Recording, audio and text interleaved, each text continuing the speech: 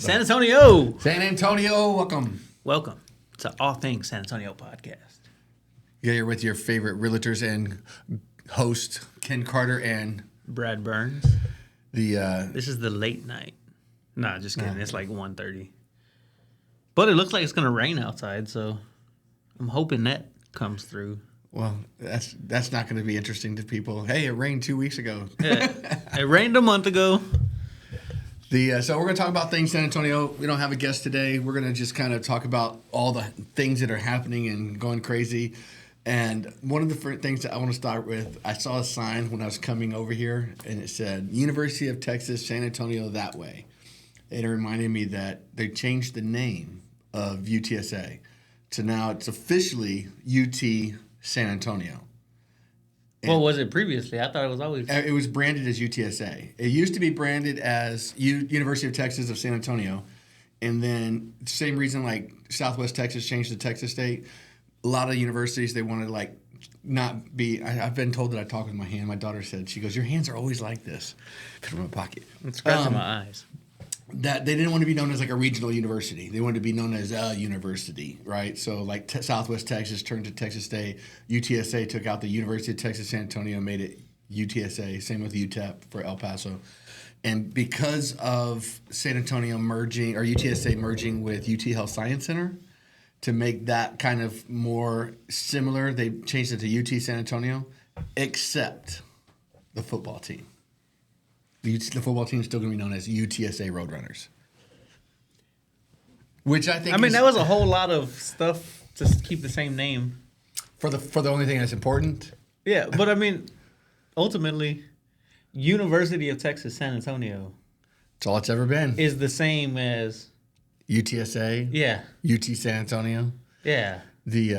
So in other words, what you're saying is they probably they take too much of the money that the tuition that kids are paying and putting it towards rebranding efforts. It's literally like the same thing. Did you see the shit that went down with Cracker Barrel? Did you see I feel like Cracker Barrel pulled the IHOP thing. Remember when IHOP switched to International House of Burgers, or they were talking about doing that? Yeah. And it caused that uproar? I think Cracker Barrel did the same thing with their logo. Like, they took out the cracker and the barrel. People didn't realize that the cracker was the guy. Yeah.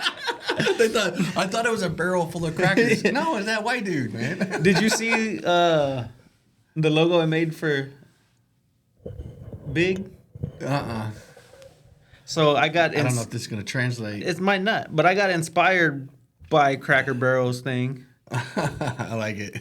I did the same thing with our team logo. I was like, let me throw it on the Cracker Barrel sign. I like the Cracker Barrel thing was funny because of AI.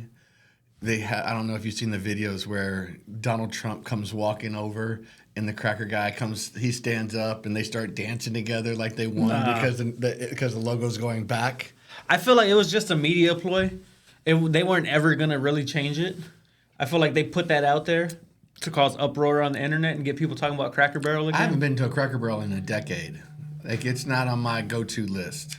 I went a couple weeks ago, but it's because when I was driving through Tucson, that's where we stopped and had breakfast with my uncle. It's a great breakfast place. Yeah. Great pancakes. And, but I feel like nobody's talking about Cracker Barrel. And they're like, hey, let's do this. Let's make our logo terrible looking. And it'll get people talking about it. And we're never going to switch it, but everybody's going to talk about it. And it's going to boost sales and it's going to do all that good stuff.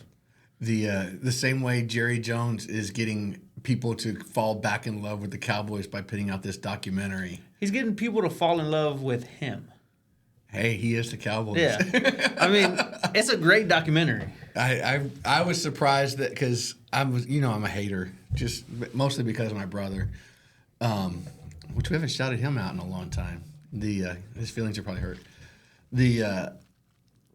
Just seeing like as a business owner and everything, like what he's trying to do and like wanting to be a part of it. It's like, man, he's worked his whole. Like, I get that. I don't think it's what he's trying to do. I think it's what he's done. What he did. He did do. Upended everything. Changed the way the league is. Like, there's so many.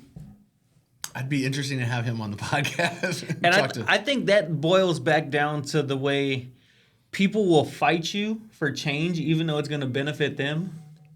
Like, look at all the other league owners that pushed back against the advertising stuff. Yeah. And, like, they would have made more money if they would have just agreed with him and went that way. But they were, like, fighting him to the death. The thing about that, and Tagliabue, in that documentary, there's a video of him at a press conference says, he goes, when something's been a certain way for 75 years, then you just don't need to change it. And I'm like, man, that's exactly when you need to change it. Yeah. Speaking of things that need to change, well, and I think that rolls straight into like Project Marvel and all the stuff San Antonio's been going through over the past couple weeks. 100%. People don't want to change it because why change it if it's been like that forever? And I think Jerry Jones needs to come in and make it happen. Not necessarily Jerry Jones, but somebody of that caliber that's willing to take a stand and make it happen. And I think Peter Holt did a good job at that from the city council meeting. He did a great job. I think that the city is so anti-development. Yeah. And I don't know if the little bing came across. I got a text message that came there as my dad. And I say that because he texted me that they finally have their certificate of occupancy for the duplex that they've been building. And 2 years in the making. In so many things, and it's crazy because so much of the delays are caused by the city, and even to the point now that they couldn't, when they finished the construction of it. This is a property that was purchased, zoned multifamily 33, right? It's already zoned properly for a multifamily property. They built it was an empty lot. They built a duplex that had city approval. The city planning had to approve it. There's only a 41-foot effective front, and for MF33 you have to have 50 feet. I, on their behalf, went down in front of the Board of Adjusters, got a variance, got approval to build on a lot that only had a 41. All of this, and when they went to refinance their loan, their construction loan to hold on to it for a rental property, where they're making affordable housing in City Council District 2, and I'm a little bit irritated. Like, they couldn't get the funding because they rezoned it R4, which is residential, 4,000 square. So they took there's a duplex sitting on it. There's a multifamily property sitting on it that they approved everything, and then they rezoned it, and then they couldn't get their loan. So now they're out probably another $1,500, whatever it is, that they have to pay for the carrying cost of that loan because it took another 30 days before they could get it. And finally, the city had to go fix their mistake. But there's no accountability. There's no like, hey, city, you owe us this amount of money because you cost us. And this is just one. This is the final delay that happened. The same thing happened with. And is this the same district that voted against Project Marvel? Yeah, absolutely, is the same. It is. It was one of the 4 districts that are one of the 4 votes that they got against pushing it through to go to the voters. It's the same district that, and it's not his fault on this part, but because they did that zoning change, and that was something that wasn't really caught because who's going back and looking at the zoning? And there was arguments between the general contractor and San Antonio Water Systems saying, hey, we need another water meter out here. And they're like, no, you only need one. You're a single family. Like, no, we have a duplex. And that took like a month and a half to 2 months of arguing with SAWS before they finally came out and looked and put and it all goes back to that errant rezoning, most likely. I can't go back and look at the history, but it's the only thing that makes sense now that SAWS was so adamant that it should be just a single meter. Yeah. So now, like, this is months and months that the city has called delayed. Tens of thousands of dollars. Tens of thousands of dollars with no accountability because I don't know why. And it's like it's just very frustrating. And then in the same district that he doesn't, that council district, they don't approve anything to get any. I mean, we're talking about more affordable housing. And I'm stuttering a little bit because it really is upsetting. But my hope now is that we've got past the vote with Project Marvel, get it away from me, and get it back to the city.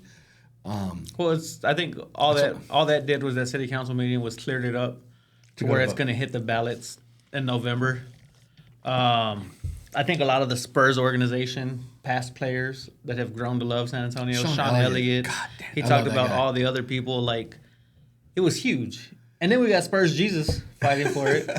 And what did you see in that thing where like someone made a comment that was one of the workers and Mayor Jones kept asking him, how much do you make? Well, how much do you make an hour? And made that guy feel so uncomfortable. And like I saw an article, the guy was like, ask me how I live. Don't worry about like what I'm making. Was she belittling him? She wanted to make a point that he was only making $19 an hour. But what does that have to do with because anything? he's not going to be able to enjoy Project. It's like it had nothing to do with it. It was during that time that she was being questioned. I feel like Project Marvel is going to be able to be enjoyed by everybody of all different incomes. Absolutely. Because it's not going to be just going to a Spurs game and paying to get into the Spurs game. There's going to be restaurants. There's going to be activities. There's going to be things going on all around there. Think about what they've already done with the Yanaguana Gardens, right? That park down there. That is not just the affluent people going down there and enjoying that park. That is everybody coming. That's their city. That's their city pool that they're going down there and enjoying the water spouts and stuff and the playground and the rope climb. That is it is all of this is of a city benefit, and it's not a cost to the city. In essence, there's some cost, but it's money that's already been allocated for that. But most of that burden is done by the Spurs and visitors and tourist dollars.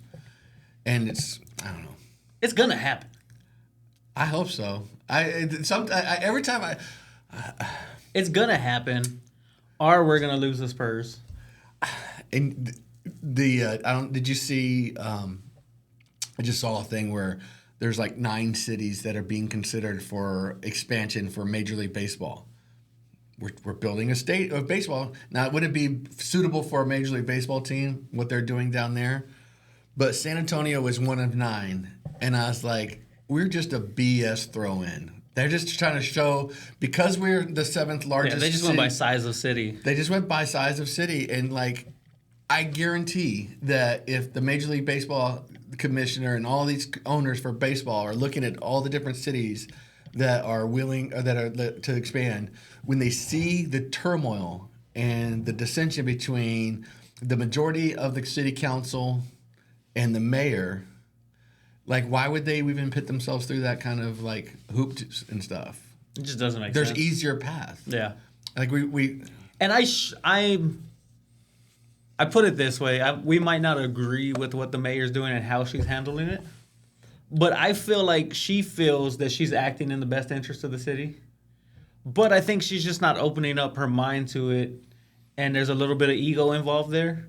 Oh, for sure. But I feel like deep down, she's not meaning it as harm to the city. I think she's meaning it as trying to protect the city. But what I think people don't realize, like I hear so many people say, oh, like the Spurs can go. They haven't won in 20 years, whatever that might be. And ultimately, the Spurs bring so much to San Antonio that it would be devastating to lose them. Imagine how many jobs we would lose because we lose the Spurs.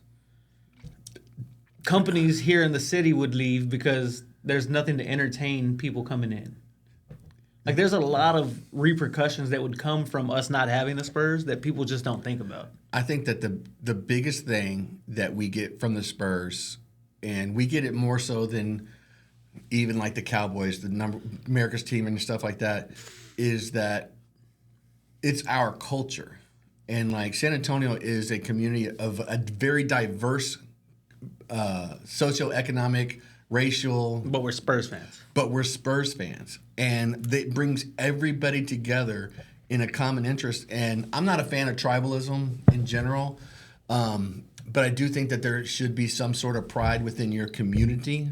And that starts at the neighborhood, obviously, and everything. But that next level is your city. Yeah. And downtown is your city. And it's like, it's funny. I was listening to a podcast, and they were talking about Australia. And he said that all of the poor people, the poorest of the people of the people in this country, they live outside the city. All the people with money and with things to do and all that, they built up a vibrant city where people live. And like, we have done the opposite, mostly in America, but San Antonio is a great example. Like, we've got this ring of houses around this empty circle of something needed there, and the Spurs are like that catalyst of what could be something really great. Well, I think just going back and looking at San Antonio in general. So when you look at how San Antonio was built, it started off at the Alamo, and then just ringed out. But during COVID, or before COVID, people were sucking back in, like neighborhoods like Denver Heights, Dignity, a lot of District 2 stuff, Southtown. Not so much the west side, but north of downtown. Like all of that started contracting and people started getting people into the city more. Yep. And then COVID hit and started pushing people out to the outskirts because they didn't have to drive into work anymore. And now they're starting to come back in. And I feel like the Spurs Project Marvel could be a big resource to get people back in. Well, I love seeing all the like development downtown. You're seeing more and more apartment complex and stuff like that. And as a realtor, you think that was kind of opposite of what I want because we want home ownership and things like that. But I think that there's a proper place for that, and there's a lot of like great advantages to living downtown in a walkable areas and finding those communities and stuff like that. We go down to Hops and Hounds, where there's like this. I don't know if it's. They've got probably, I'd say, the size of maybe a football field, but more squared off, maybe a couple hundred, whatever that is. Is that the one right there by the apartments on Broadway? No. It's down off like J Street. It's kind of behind, like it's like you down on Broadway, you got to turn right, and it's the next block over, and it's got like a little kiosk, like little bar and stuff like that, and they've got food trucks, but they've got a big fenced-in area that you just let your dogs free. And what's great is you can grab a drink. It's 21 over for that section. You grab a drink, you sit down, they got chairs, and like you sit there and like these are people that mostly live in that area and can walk over there and they know, oh, like this is this guy's dog, this is his dog. Oh, they're friends, they play together. And you see that community of people living in an urban environment and everything that you don't get in the suburbs like the same way. I think nowadays people don't even know their neighbor for the most part. They might know their name. Yeah, but they don't really know them anymore. It's the I was always bad about that, but I followed that little. I didn't want to, when I was like living in the suburbs. Like I didn't want to talk to my neighbors as much. Yeah, I was like, because at the end of the day, it's like you've been commuting all morning and commuting all afternoon, and you're eating this, and you got to get your kids to this, and it's like because you get stuck in the hustle. You get stuck in the hustle. That's funny. It reminds me. I was on this call the other day, and this guy was talking about like Northeast United States, like Boston, all that area, and somebody I know like U.S. geography. I just don't know San Antonio geography. Somebody was like, "Why are people so like angry and rude up there?" And he was like, "Well, one, it's a lot of the older people, and if the older people are still here, they're cold and they're mad that they're not in Florida yet." And then I talked to somebody else that they're realtors in South Carolina, Hilton Head. And they're like, we get people that come all the time. They're like, we don't want to go to Florida because Florida is where people go to die. People want to come here to live. And I was like, you should tag that. That's a good one. The place where you come to live, not die. Yeah. San Antonio needs to be a place that people come to live. Yeah. I think we're getting there. I think the battle is people don't want to lose the identity of San Antonio being San Antonio. They don't want it to turn into Austin. So here's the question. I think, and I'm going to look this up, but I think electric billboards. Oh, we're talking about putting them in the downtown? Yeah. Yeah. And I think that passed. I think it did too. And billboards and stuff. I saw something about it too, that it passed downtown and stuff like that. And I was watching a movie, and it's like you go to like Japan, and you see like every building is a digital. That makes sense. And it's like, okay, so is that what we're going towards? And if not, is it a dying city? Because in the future, because that's what people don't think about. They think this Project Marvel's for us. Project Marvel's for the next 10, 15, 20 years. It's not. It's for the children and so that this is a viable place in the future to still live. It's not about necessarily the impact. There is going to be impact today, obviously, especially with development. And there's a lot of people that are going to make money, but that money's going to stay in San Antonio as much as possible. And that's where I do kind of agree with her. Is like I'd like to see some transparency and everything. Like who's going to get the contracts to build? Who's going to work? Like it needs to be as much local, as much local San Antonio development and ownership as possible. It can't be 100%. It's just not feasible. There's not enough money in this town. But I think I struggle with that. Because even when you think of corporate places or big corporations that aren't local, they still hire local people. They're still local companies. For sure. Like I was thinking about that with Chick-fil-A and like a guy that I know that just became an operator for Chick-fil-A. And yes, that's a national company, but the operator's local. The employees are local. Yeah. The managers are local. There's a lot of local in there that actually run it. It might have a name from somewhere else, but there's a lot of local. There does. And that's one of the things that Mal Sanchez, when he came on, he was talking about like that it needs more Fortune 500 type corporate sponsorship. And that's all good if they are community partners like an HEB. Yeah. Like that really give back. We fumbled. Like, if you look at it, like we had Whataburger University. I don't know what ended up happening to that, but they're not here no more. It closed down. I think it's just defunct. Because they don't know how to make a burger anymore. Yeah, but McDonald's has Hamburger University up in Chicago, and they just moved it. If you have something that brings people here, you got to capitalize on it. Like, you got to take care of those things. Well, we had AT&T corporate headquartered in San Antonio. Mm-hmm. It is now in Dallas. And the city of San Antonio, that building, they lent the city of San Antonio. Well, we talk about all this Project Marvel and all this stuff like this. City of San Antonio lent money to Incarnate Word to like buy it and remodel it. In other words, we paid for it. Yeah. But that wasn't an issue. Mm-mm. And that's a private university, isn't it? It's private. A lot of good things get done. Yeah, but like stuff like that gets swept under the rug and people don't realize it. And you talk about like earlier with Mayor Jones having in her mind the best interest of the people. Like she's doing what she thinks is right, and I think so. Like, but her. And this is what's the worst thing. One of the worst things about San Antonio is we have such a low voter turnout. We have 1.7 million people in the city of San Antonio. 77,000 people voted for her.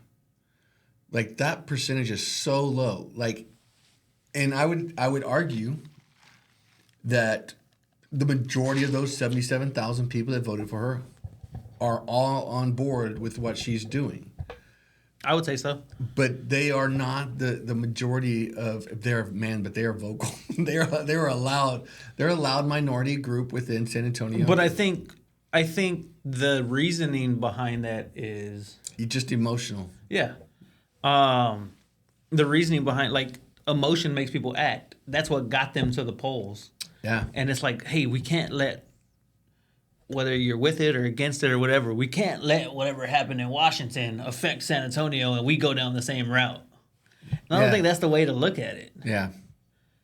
So I saw some comments on there and people were saying, and it might be one way or the other, like everybody can have their own opinion on it. But like some of the comments were like, nobody would be questioning her if she was a straight white man doing whatever. And I was like, I hate when people steer it that way. Yeah. Because then that dilutes the actual message on it and it makes people vote for somebody because they're like them or whatever that might be. That's that tribalism shit that I hate. It's like it's people can be objective. Yeah. And just look at the facts of things. But ultimately, like college football, I'm gonna do the same thing. What do you mean? I'm gonna go for Texas teams. I don't have a college team, but if it's a team in Texas, if it's Tech, go for Rice. It's not big enough. But if it's Tech, let me think of the big schools: Tech, Baylor, A&M, UT. I'm rooting for UT this weekend against Ohio. TCU. Like, there's a thing about Texas where it's like, hey, I don't really care which team does well. Yeah. I'm gonna go for the Texas teams for sure. And I was looking like the shirts, the poncho shirts. They came out with the college line. And they're freaking expensive. I don't know if you saw that. It's like $125 a pop. Well, you got to pay for that. Just to get the logo. You got to pay for that logo. Yeah. No, I'm good. But you get a Cowboys one, I bet. I don't think they have those. But no, like ultimately, I think that goes back to like it's a Texas pride thing. Like I'm gonna go for whoever in Texas, and it's the same. Like we have rivalries in Texas. Like us and the Mavs. Well, that's like our friends up in Ohio. They went to Toledo University, but they're all talking about the Buckeyes this weekend because they live in Columbus. But that's like saying I'm not going to go for UTSA because I go for UT. Like, yes, they might be same class. I mean, they might even say I'm not going to go for UT because I go for Incarnate Word. You know what I mean? Like, there's only a couple that you don't cross over. You don't cross over the UT Aggie boundary. You never root for the Aggies if you're from UT. I don't think that's true. I don't know. I didn't go to either one of them. I didn't either, but you look back at the Johnny Manziel days, there was a bunch of UT fans going for A&M. Well, because Johnny Manziel was spectacular. You know what I mean? He was fun to watch. I saw the video. Someone goes, "Are you? I think you're famous." He goes, "Yeah." And they go, "What?" And he goes, "I used to play football." Yeah, but I think it's just the Texas thing. Like we're gonna go for whoever in Texas. Wow. We need to go do something. We need to get this Project Marvel going. It's coming. It is funny because, so we buy property, right? You and I, and every time we talk to somebody that has the worst condition home, but it's in that little zone. They're like, well, we're getting this, so give me $500,000. Yeah, but that goes back to like you think of that area. Think about those guys, the people that are going to benefit from the rise in property values. They may not be able to stay there because of it, but they're going to get a windfall of money that they never would have had if that wasn't built. Mm-hmm. No, exactly. And their lives can be improved. Not necessarily will be, because everybody wants. Sometimes they go crazy when they have some money coming in. No, I mean you're dead on with that, but that whole area has been like that for years. So like. You take that area, you boil it down. So first, Lone Star was going to be the new Pearl. And that never happened. It fell out. That's got some problems. And then SX Modern City was going to be the new Pearl. I think that's got the same problems. And then that fell out. Like everything is the next Pearl, but none of the people coming up and developing those things have the money that the Pearl had to get over the years of not making money. For sure. Well, this is where real life example of not from there, but how it really can affect and change generations of a family. We've got that client that their family is selling a chip manufacturing out in Medina County. They're selling it for a large sum of money, but this is a lot of land that had zero value, wasn't giving them any income. I think they were only paying like $500 a month because of ag exemption and stuff like that, as far as taxes and things like that. But it literally, like, living in trailers, like, just like no future as far as what that land was doing for them. It was just and it's going to set up generations. And now it's setting up generations of families, like the parents that own the land. The brothers and sisters are getting, and I'm sure it's going to get passed down to the grandkids and their children. Their children, like it's paying for colleges for grandkids, all because someone came in and found a better use, a higher in case as far as dollar value, and it's not all about dollars, but when you have people living in they're living in poverty in some very difficult situations. Or it's a property that's just completely vacant that somebody owns like 3 or 4 or 5 different properties in the area that are completely vacant, and they don't do anything to maintain them, and they're just waiting for the values to go up. So they're just going to sit there. Well, it goes back down to, like, you think about that area we're talking about by Project Marvel, and we think about people like our friend Logan. Yeah. Like, he started off in real estate working in the oil field, coming to San Antonio to buy properties on the weekend, and he was buying vacant lots down there for $500, or not 500, like $5,000. And then a few years later, he was selling them for $100,000. Yeah. Because the hopes of SX Modern City and the hopes of all these things inflated values. And it didn't happen. And it didn't happen. Like, even with the duplex you're talking about, when they built that duplex, the ideal value of it was probably $100,000 or $200,000 more than it's actually worth today. $100,000, $120,000 to be exact. And it's but that's a lot.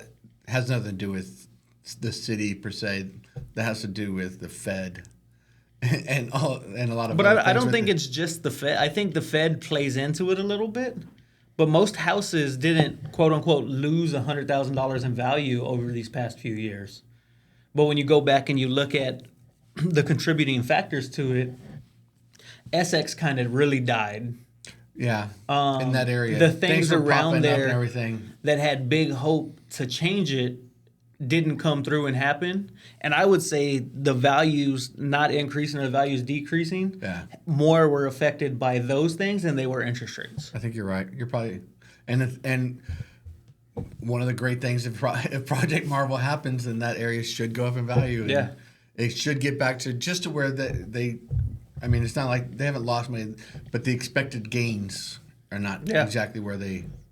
Right now, they're just kind of breaking even, which is better than losing. Yeah, 100%. And you know, one thing I've learned about real estate: if you just hold on to it, you can't lose. Not going to make any more, unless we get duplicating planets. We'll see, Elon. The only way to make more land is like to start desalinating the ocean, so we have less water.